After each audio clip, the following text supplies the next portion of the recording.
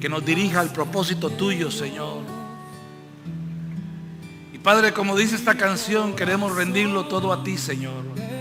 Tenemos sueños, tenemos anhelos, tenemos aspiraciones, pero Dios, sobre todo nuestro gran anhelo es hacer tu voluntad y vivir para ti.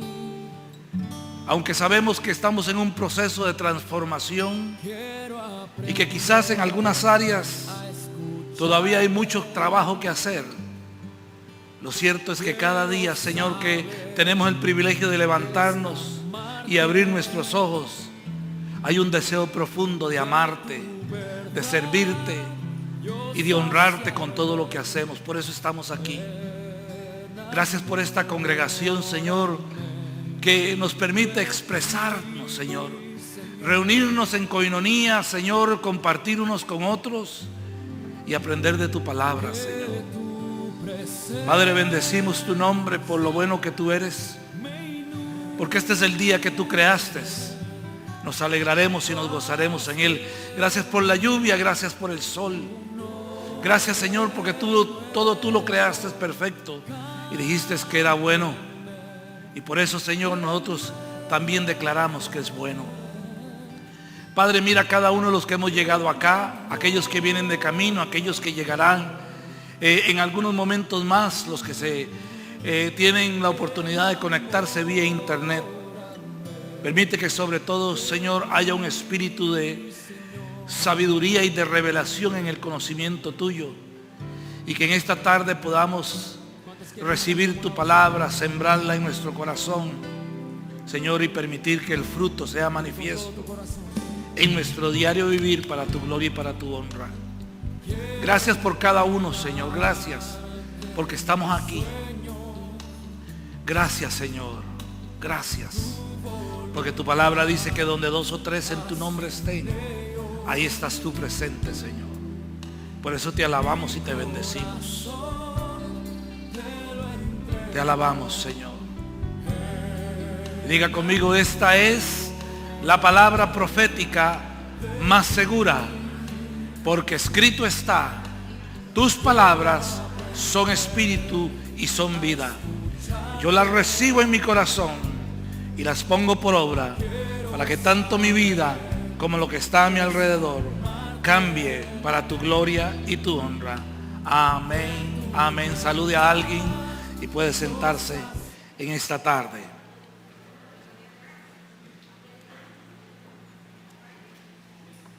Amén. Bueno, damos gracias a Dios por los hermanos que llegaron antes del diluvio. Veremos cuántos llegan después del diluvio. Estamos contentos. Fernando y Gaby, que estuvieron de vacaciones, bienvenidos. Nos hicieron falta. Sé que se gozaron, y también esto es importante para nuestras vidas personales. Y cada uno de ustedes, hermanos, que está aquí, reciban bendición. En esta tarde vamos a continuar. Tal vez, Luisito, si me quita un poco de eco adentro. Hemos estado estudiando cobertura de autoridad espiritual, Génesis capítulo 1 al capítulo 3, de ahí no hemos podido pasar. Y hemos estado viendo una serie de palabras que nos ayudan a entender un poco mejor el concepto o el principio que Dios quiere enseñarnos a través de lo que Él nos dejó escrito en su palabra. Y para no ir muy atrás y poder entrar en materia nueva, la semana pasada estudiamos lo que eran las hojas de higuera. Ahora, usted va a encontrar que muchas cosas, en muchas partes del estudio, vamos a volver sobre los mismos versículos y vamos a volver sobre los mismos versículos. Esto es con el propósito de ir analizando la mayor parte de las palabras, para que a través de la lingüística, de lo que se llama la etimología de las palabras, podamos ir descubriendo realmente cuál es el mensaje que está detrás de lo que en blanco y negro tenemos delante de nosotros. Y la semana pasada analizamos lo que significa las hojas de higuera, y dijimos que la palabra hojas de higuera tiene que ver con el orgullo. tiene que ver con la altivez, tiene que ver con destacarse, lucirse ante los demás. Pero hay algo importante que no sé si le di un poquito de énfasis o no la semana pasada, y es que cuando Adán y Eva tejen los delantales y se cubren con las hojas de higuera, cuando uno mira esta frase, hojas de higuera, en el hebreo pictográfico, que como les he explicado muchas veces, es tipo jeroglífico, uno encuentra un mensaje que está detrás de esta palabra. Y el mensaje que usted puede encontrar, acuérdese que en hebreo cada palabra tiene un valor simbólico, tiene un valor numérico. Entonces, una palabra puede ayudarnos a entender, cada letra tiene un valor numérico y simbólico, puede ayudarnos a entender más profundamente el propósito o el principio que está detrás del texto. Y esta palabra hojas de higuera quiere decir producir por medio de su propio esfuerzo la autoridad que viene de la seguridad que produce el pacto. Repito, la frase hojas de higuera, eso está en la página 49 para los hermanos que tienen el libro. La frase hojas de higuera quiere decir pictográficamente producir por medio de su propio esfuerzo la autoridad que viene de la seguridad que produce el pacto. Ahora, acuérdese que cuando Dios creó a Adán y Eva, Dios les dijo a ellos que gobernaran, ¿verdad? Que sojuzgaran y gobernaran la tierra. ¿Ok? O sea, Dios les dio autoridad sobre la creación. Ahora, esta autoridad no es algo que dependía directamente de Adán, sino que es lo que se llama una autoridad delegada. O sea, Adán era el representante, por eso tiene que ver con la imagen de Dios. Él era el representante en la creación, junto con Eva, con Javá. Él era el representante de la autoridad y el gobierno de Dios. Ahora, ¿cuál es el problema? Esta autoridad y este gobierno, ¿ok?, era producto del pacto que tenía Dios con Adán. Por ejemplo, cuando un representante de un país, ¿cómo es que le llama eso? Un embajador de un país es nombrado para irlo a representar, para representar ese país en otro país, ¿ok? A él se le delega una autoridad. Ahora, esa autoridad está sujeta a que el embajador cumpla con ciertos requisitos de lealtad y de fidelidad hacia el gobierno que él representa. O sea, no porque lo eligieron embajador, él puede ir y hablar mal del presidente, hablar mal de los diputados de su país, no. Aunque él sepa que las cosas no están bien, él tiene que decir que están bien, porque él debe una lealtad. Esto es lo que es lo que les quiero decir con el pacto. O sea, mientras él mantenga esa lealtad, la autoridad que le ha sido delegada lo respalda. En el momento que él quebrante esa lealtad, es destituido, ¿verdad? Y hemos visto eso muchas veces en la historia de la política. Ahora, ¿qué les quiero decir con esto? La autoridad representativa que tenía Adán y Javá en la creación era producto del pacto que ellos tenían con Dios. Cuando Adán y Javá quebrantaron el pacto, esa autoridad y ese dominio que ellos tenían les fue mermado. Entonces, ¿qué es lo que hizo Adán y Javá? ellos trataron por medio de esfuerzo humano producir o hacer lo que al principio Dios les había mandado que tenían que hacer. Entonces, ¿qué es lo que sucede? Que en la iglesia, en las congregaciones, en la congregación, hablando del cuerpo del Mesías, nosotros tenemos que tener cuidado de que realmente lo que estamos viendo y lo que se está produciendo sea realmente la consecuencia de un pacto y de una vida consagrada a Dios, y no el esfuerzo humano queriendo manipular nuestros sentimientos y nuestras emociones para que suceda algo. Entonces, tenemos que tener cuidado con eso, porque lamentablemente lo de Dios y lo que no es de Dios se parece mucho. Se parece mucho. Y muchas veces nosotros, o muchas veces las personas, los predicadores, la gente puede manipular los sentimientos los sentimientos y las emociones de las personas para producir algo que se parece, pero que en el fondo no es. Y lógicamente, como no es, no va a traer fruto. Espero haberme explicado, ¿verdad?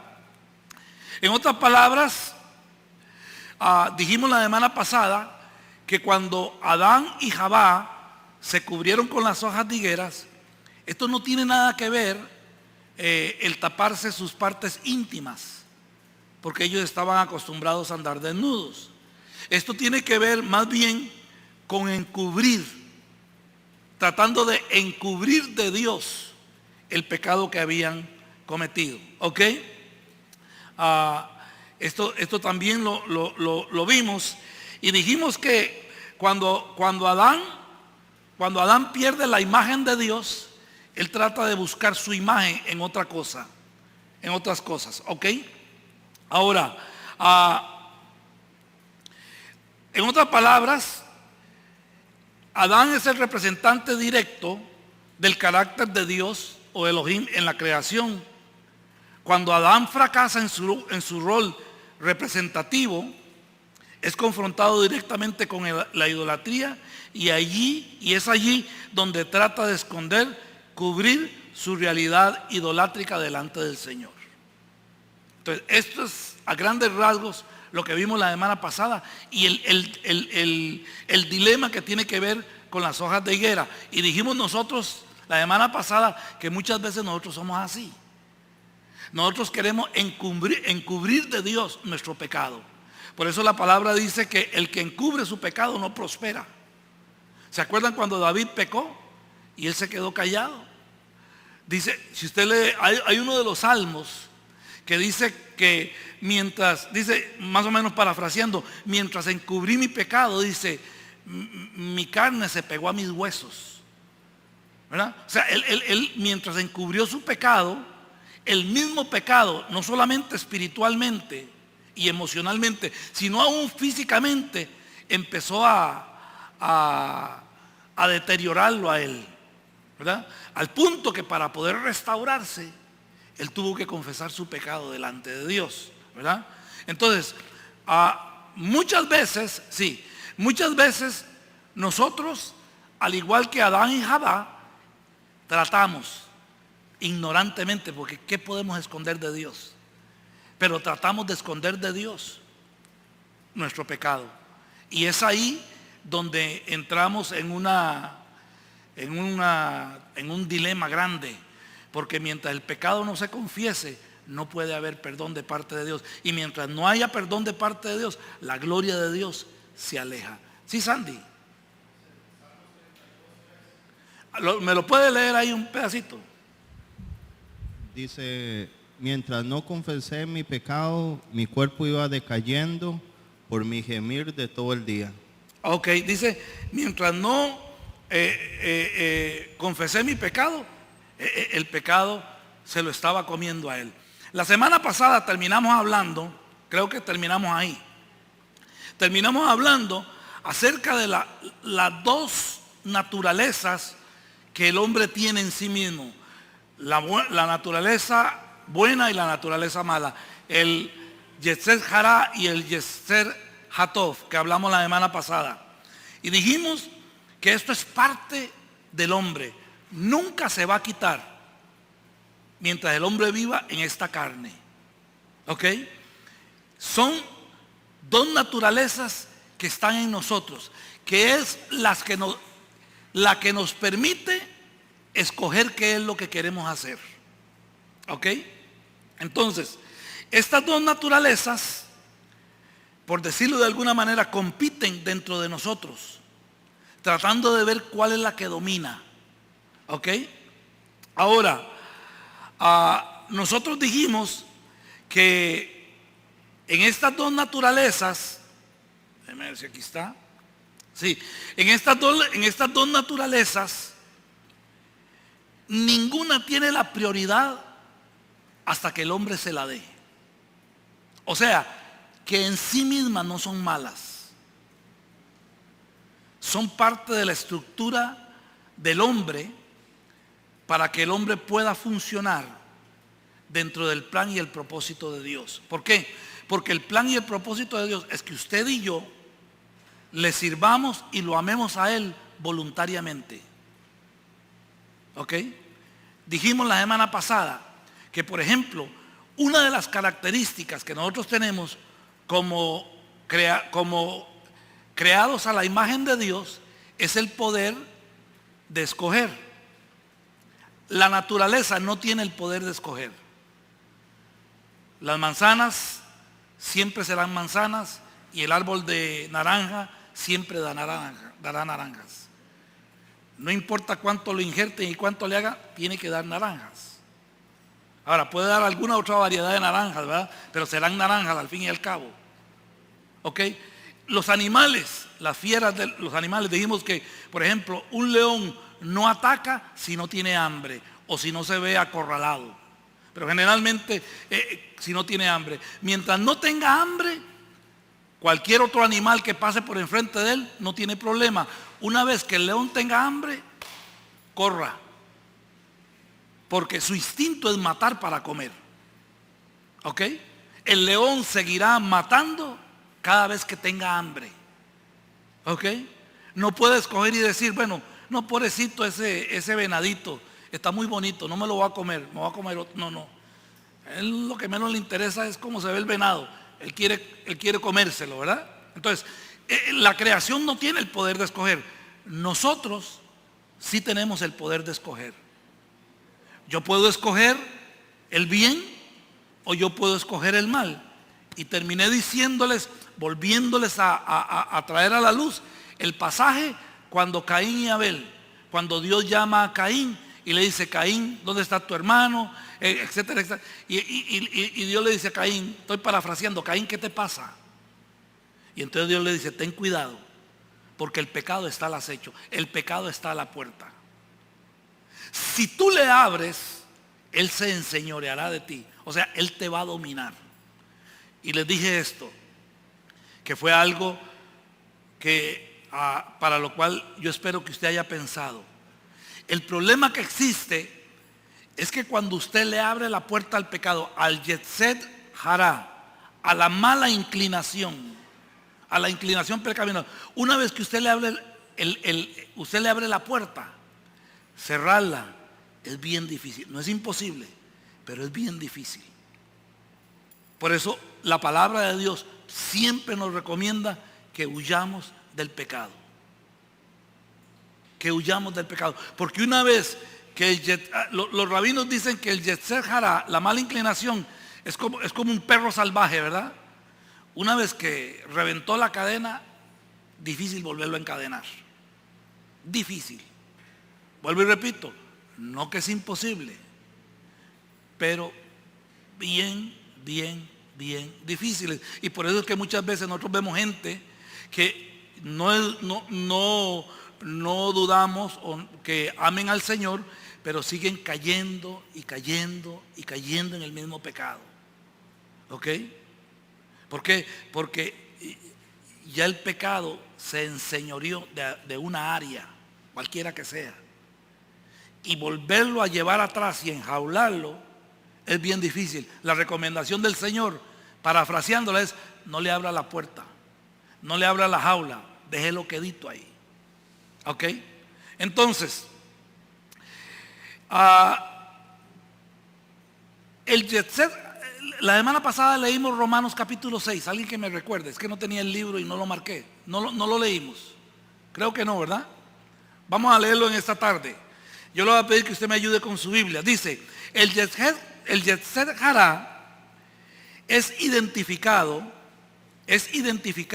en la palabra como la mala inclinación, la carne, la naturaleza pecaminosa o el viejo hombre. Más o menos estos son los 4 nombres generales que tiene. Y yo le voy a pedir que alguien me lea a Romanos capítulo 7 versículo 5. Ahí lo tiene la hermana Ana.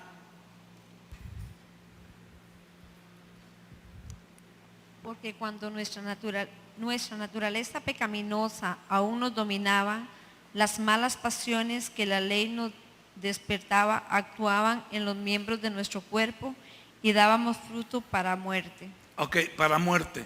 Yo tengo una versión un poquito diferente, pero es lo mismo.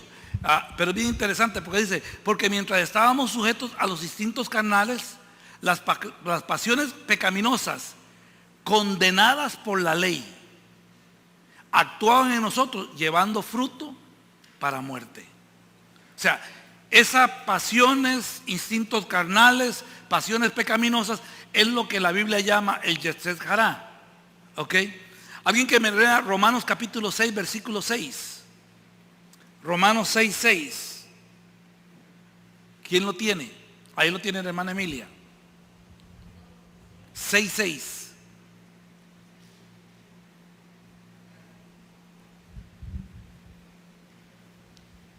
Sabiendo esto, que nuestro viejo hombre fue crucificado con él, para que nuestro cuerpo de pecado fuera destruido, a fin de que ya no seamos esclavos del pecado. Dice, ¿qué pasó? Ahí está. Ahí está. Dice: sabiendo esto, que nuestro viejo hombre fue clavado al madero juntamente con él. Dice: para que la mala inclinación, esta es la versión Netzarita, dice: para que la mala inclinación sea destruida, a fin de que no seamos más esclavos, servidores del pecado. Ahora otro que me lea Efesios capítulo 4 versículo 22.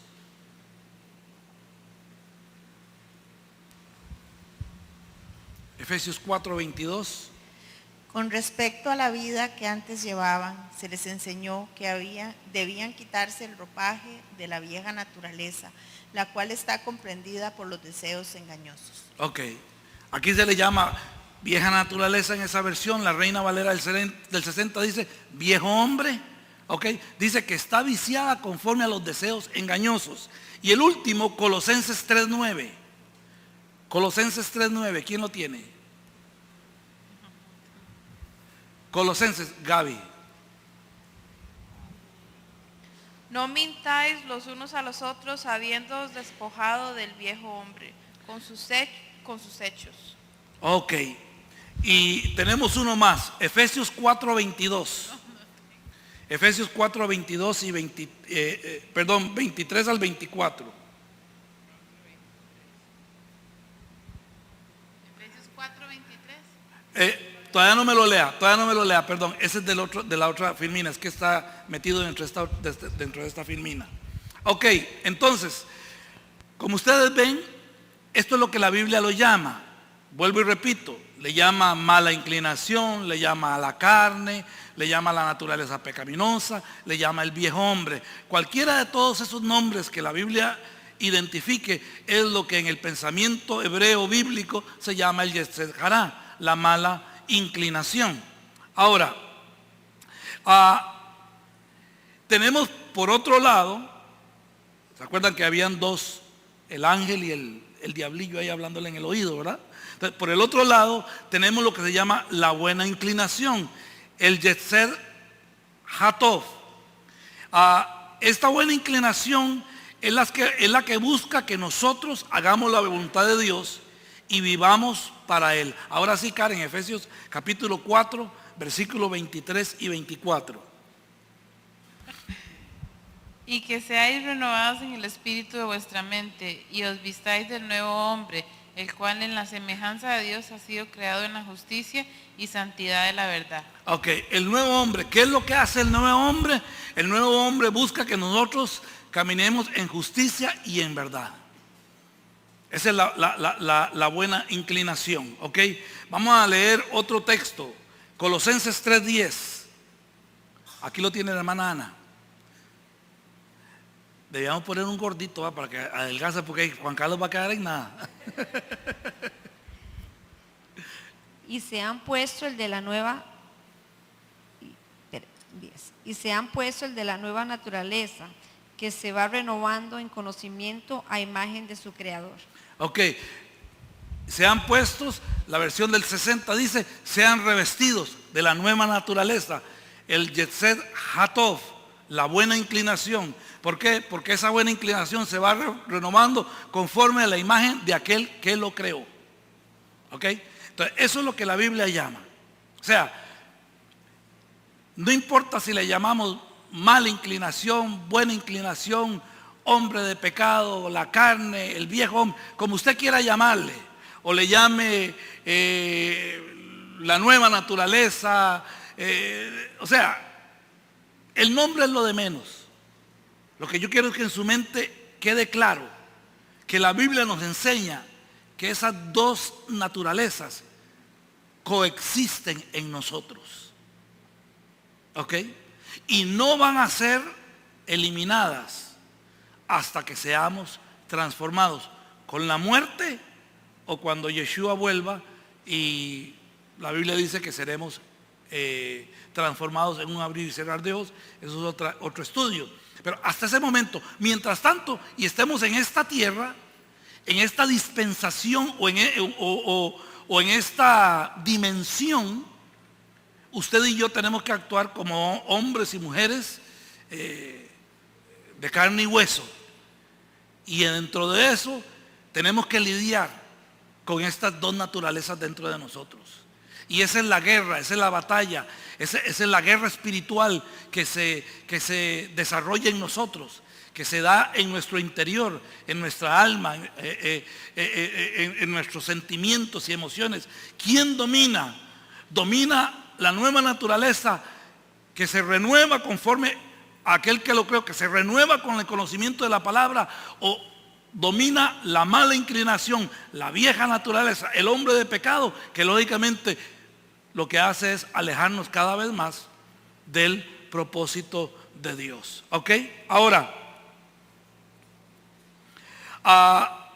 una vez que Adán experimentó el poder del Yetzer Hará, o sea, de la mala inclinación, trató de sujetarlo, cubriéndolo y no enfrentándolo. Y me encontré esta ahí. O sea, maquillándolo. O sea, él trató de ignorarlo. Él trató de no enfrentar la situación. Como que el asunto no era con él. ¿Ok?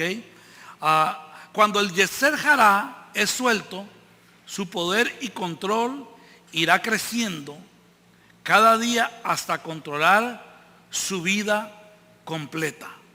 ¿Ok? Lo único que mantendrá bajo dominio al Yetzer Hará o a la mala inclinación es el sometimiento a la palabra de Dios. Es lo único. Si usted y yo, si nosotros no vivimos conforme a la palabra de Dios, por más que oremos y ayunemos, y yo no estoy en contra ni del ayuno ni de la oración, pero sí estoy en contra de que muchas veces le hemos dado un lugar que no le corresponde. ¿En qué sentido? ¿En qué sentido? Que lo único que nos hace vivir en santidad es caminar conforme a la palabra de Dios.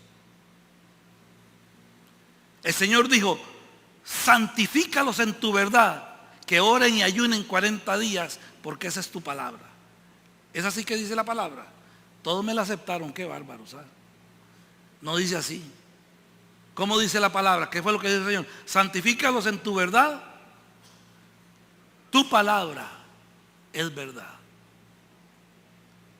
Cuando el Señor fue a lavar los pies de los discípulos, Pedro le dijo, Señor, a mí no me lava los pies, ¿cómo se te ocurre? Si tú eres el maestro. Y él dijo, si no te lavas, no tienes parte conmigo. Y él le dijo, Señor, entonces báñame. Y él le dijo, no, ya ustedes están limpios, ¿por qué?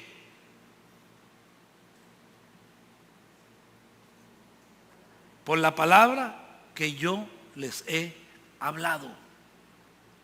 La palabra es la que nos santifica.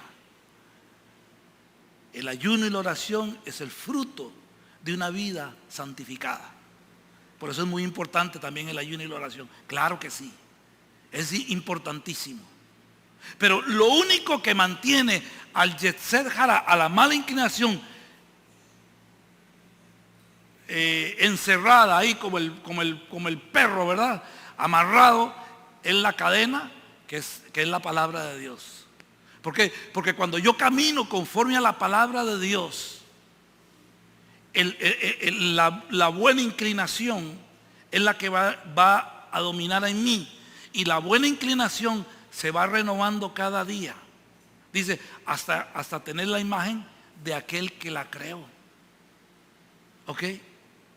Pero es solamente por medio de la palabra. Solamente cuando yo camino por medio de la palabra. Porque Pablo dice, porque yo no sabía lo que era robar hasta que la ley me dijo que no se debía robar. Entonces, ya la palabra me dijo que no se debe robar. Entonces, aunque me gusta robar, no voy a robar. Y voy a corregir ese mal hábito en mí. El que mentía dice, ya no mienta más. ¿Ok? Entonces, en la palabra, quiero hacer el mayor énfasis posible en esto, porque yo oigo muchas cosas, aquí y fuera de aquí, pero el menor énfasis que oigo, no es que no lo oigo, pero el menor énfasis que oigo es el caminar y el vivir de acuerdo a la palabra de Dios.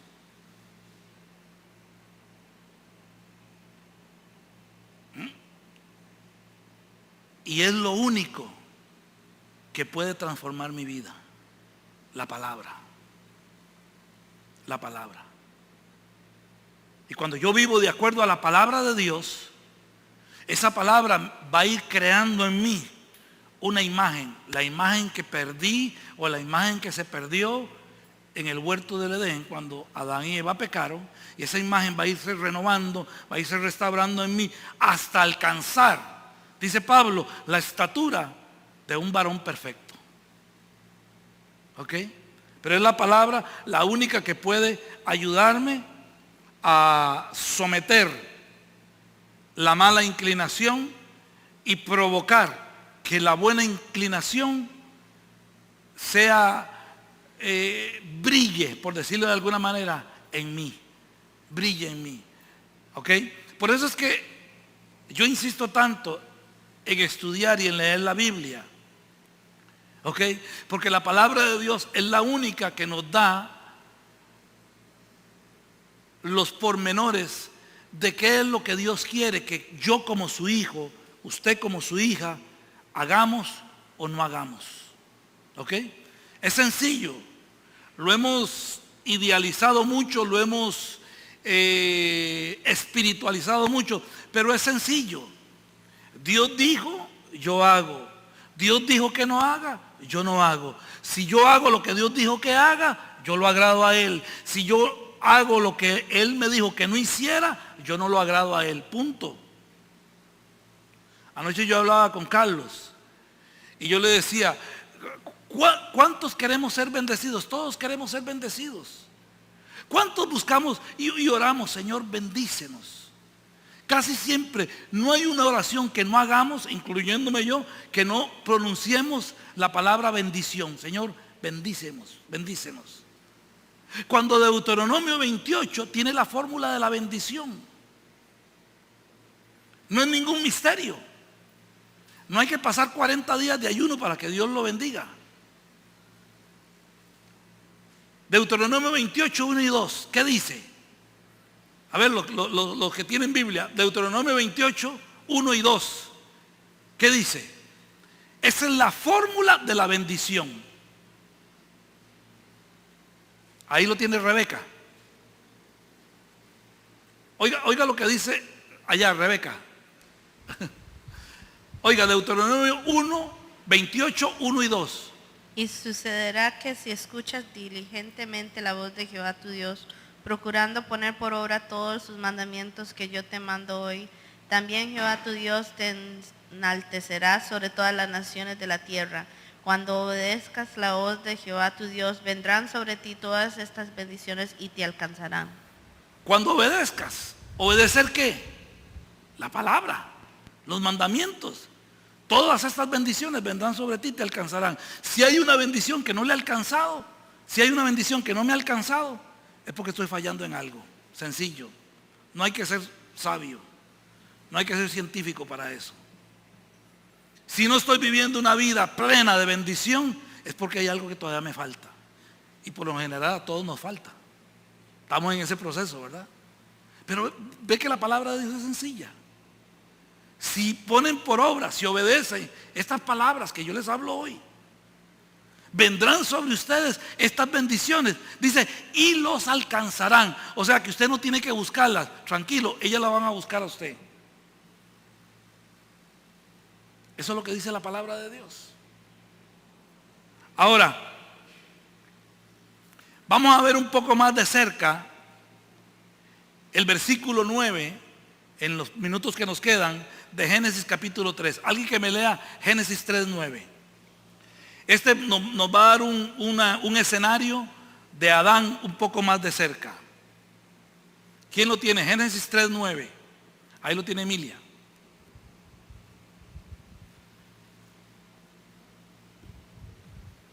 Y el Señor Dios llamó al hombre y le dijo, ¿dónde estás? ¿Dónde estás? ¿O dónde estás tú? Dice la versión Reina Valera. Qué versículo más sencillo, ¿verdad? Pero vamos a ver todo lo que podemos aprender de este versículo. Dios llamó a Adán y le dijo, ¿dónde estás tú? Ahora, la palabra donde se tradujo ¿dónde? En hebreo hay dos palabras que se puede traducir ¿dónde? ¿Ok? Las dos palabras que el hebreo tiene son aifó y ayé. Esas dos palabras usted puede traducir ¿dónde? Ahora, tienen una diferencia. Y esa es la diferencia que vamos a aprender hoy. Vamos a ver algunos pasajes donde se usan estas dos palabras, o por lo menos una de las dos palabras. Alguien que me lea Génesis 37, 16.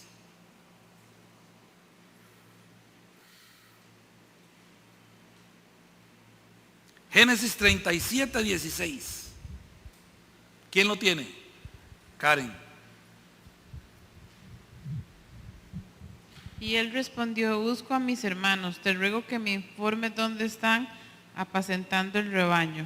Ok, José respondió, busco a mis hermanos, te ruego que me muestres dónde, eifó, dónde están apacentando. Ahora, ¿por qué es importante ver en detalle estas palabras? Hoy es sábado, sí, ayer fue viernes, sí. Anoche, después de que terminamos la oración, nos quedamos Emilia, Carlos y yo conversando y descubrimos algo bien interesante, que pareció un misterio, pero era sencillo, ¿verdad, Emilia? ¿Usted sabe lo que quiere decir la palabra? ¿Cuál era? Iniquidad. ¿Quién sabe qué quiere decir la palabra iniquidad? Que levante la mano y me dé su respuesta. ¿Perdón? ¿Qué quiere decirla? Usted está leyendo el texto y de pronto se encuentra con la palabra iniquidad. Porque se supone que uno lee la Biblia para entenderla, ¿verdad? Si no, ¿para qué la lee? Entonces usted se encuentra con la palabra iniquidad. Y Paola está leyendo y la palabra iniquidad. y Naya está leyendo y la palabra iniquidad. O sea, y está usted, el hermano Amado, leyendo y la palabra iniquidad. ¿Qué es iniquidad? ¿Qué es? Lo que está mal hecho, ¿ok? ¿Qué es iniquidad? Sí, lo que pensaba, no lo que el Carlos le explicó.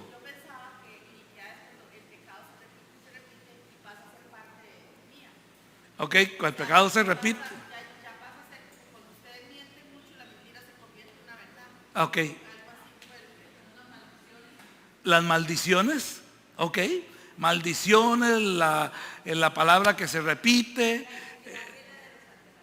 La iniquidad viene de los antepasados. Algunos han estado escuchando a Ana Méndez, ok.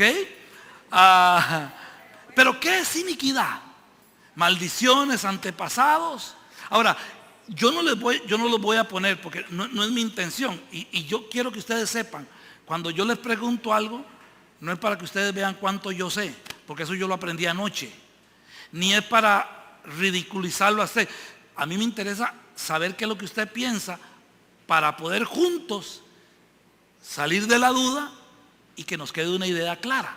Me doy a entender. Entonces, cuando yo le pregunto, no importa si usted respondió correctamente o no, el propósito no es ese. El propósito es que podamos, como dice, evacuar una duda, podamos sacar a la luz un concepto. Entonces, la palabra iniquidad, generalmente, y por las respuestas que ustedes dieron, y es la misma que yo daría, inclusive Emilia me lo preguntó unas semanas atrás en la célula de Anita, y yo creo que más fue un enredo lo que le hicimos que explicarle, ¿verdad?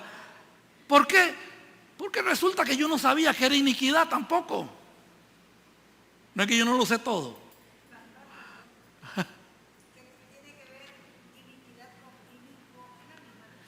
Sí, iniquidad, inicuo, viene siendo un sinónimo, ¿verdad? Entonces, ¿qué es la palabra iniquidad? Generalmente, estaba diciendo esto, por las respuestas que ustedes dieron, nosotros, para incluirme yo, no estamos leyendo el texto, estamos leyendo en el texto. Usted está leyendo lo que anteriormente a usted le explicaron, que es lo que todos hacemos. Ese es el problema. ¿Ok? La iniquidad no tiene que ver ni con las maldiciones, ni tiene que ver con el pasado, ni tiene que ver con el futuro, ni tiene que ver con nada de eso.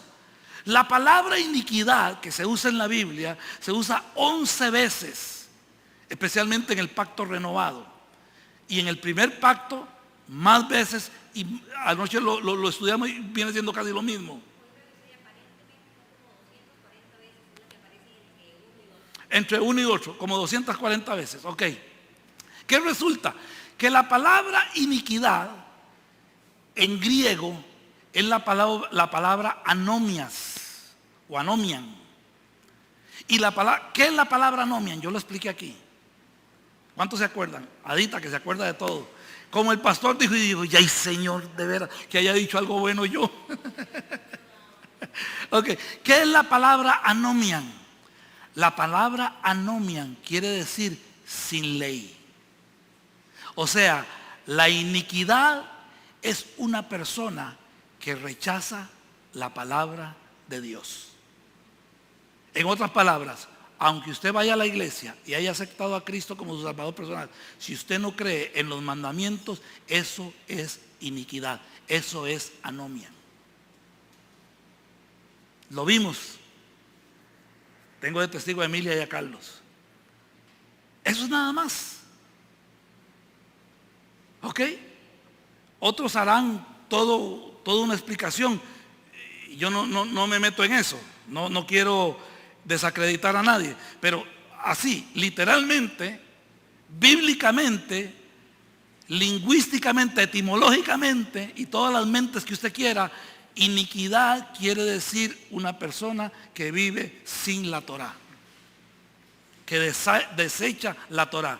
Y el mejor ejemplo lo da el mismo Yeshua, Jesucristo, cuando dice que en aquel tiempo, dice, vendrán muchos a mí y me dirán, pero Señor, en tu nombre echamos demonios, en tu nombre sanamos enfermos, en tu nombre hicimos esto, en tu nombre hicimos los otros. Y Él les dirá, estoy casi textualmente citándolo, y Él les dirá, apartados de mí, hacedores de maldad. En otras palabras, apartados de mí,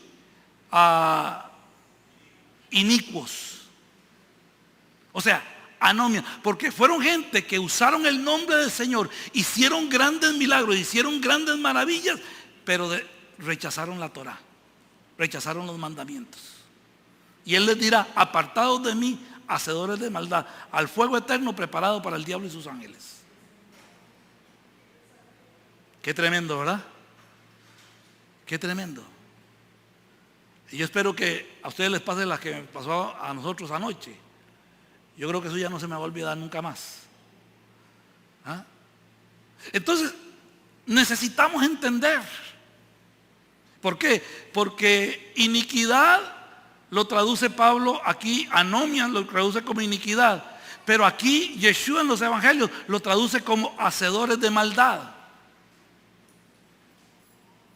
Y cuando yo leí esa palabra, yo me imaginaba que eran esos predicadores, esos pastores que andan con una doble vida y haciendo. No. Pueden aparentar.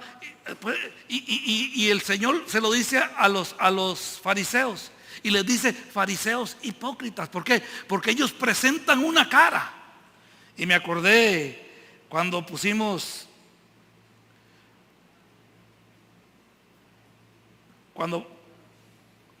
¿dónde está? Ya lo pasé, ¿verdad? Ahí está. Presentan una cara, pero detrás de ellos es otra. Aquí exaltan al Señor con milagros, con señales, pero le dicen, la Torá ya pasó, Cristo ya la cumplió en la cruz, la cumplió y la clavó en la cruz del Calvario, ya eso no es para nosotros, la Torá es para los judíos, los mandamientos son para los judíos, la ley es para los judíos y nosotros no tenemos nada que ver. Anomia, inicuos, iniquidad. ¿Ok? Entonces, tenemos que como buenos estudiantes de la Biblia, de la palabra de Dios, de la Torá, de la Escritura, hasta donde sea posible, nosotros tenemos que tratar de entender qué significan y de dónde proceden las palabras que usted tiene en su Biblia, ahí en español. Porque muchas veces lo que usted está leyendo no es lo que usted está leyendo. Usted está leyendo otra cosa y no se está dando cuenta. Entonces eso es importante. Ese es mi desvelo, esa es mi pasión, esa es mi misión, y yo entiendo y estoy convencido que para este tiempo el Señor me levantó para eso. ¿Sí, hermana?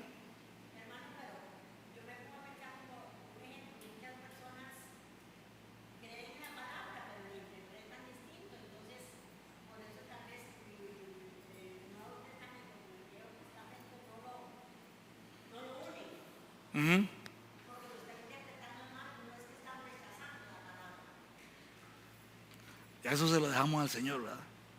Yo le digo lo que la Biblia dice. Ya cómo lo interpretamos, ya eso ya es otra cosa. No, yo no me meto a juzgar a nadie de decir este es salvo o este otro no es salvo, porque no me toca a mí. Pero lo que yo les pongo ese ejemplo para que no se me aburran. Cuando yo trato de poner tanto detalle y tanto énfasis en cosas, y es porque es necesario que usted y yo sepamos qué es lo que estamos leyendo, entendamos la palabra de Dios. Y yo estoy de acuerdo con usted en una cosa. Creo que fue Adolfo Hitler, si no me equivoco, el que dice que una mentira que se repita por cierta cantidad de veces llega a ser una verdad, más o menos. ¿Cuál fue el problema?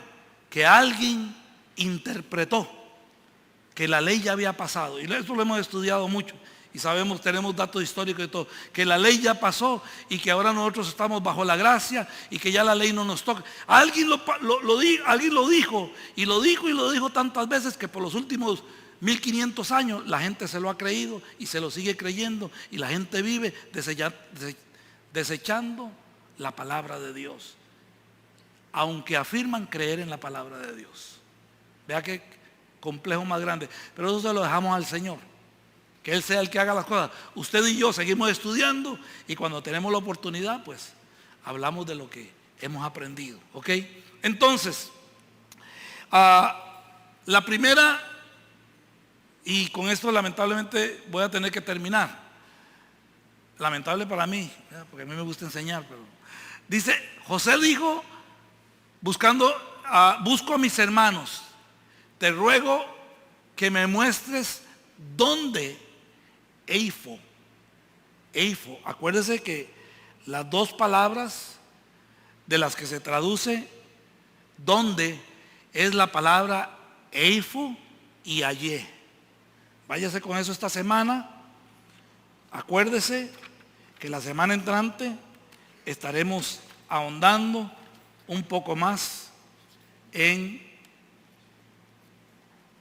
esta palabra, porque usted va a descubrir algo bien interesante que le va a servir para su vida espiritual, ¿ok? Así es que la semana entrante seguimos viendo algunos ejemplos y vemos cuál es la diferencia entre estas dos palabras. Que la gracia del Señor sea con ustedes, y vamos a descansar unos minutos, 5 minutos, y luego entramos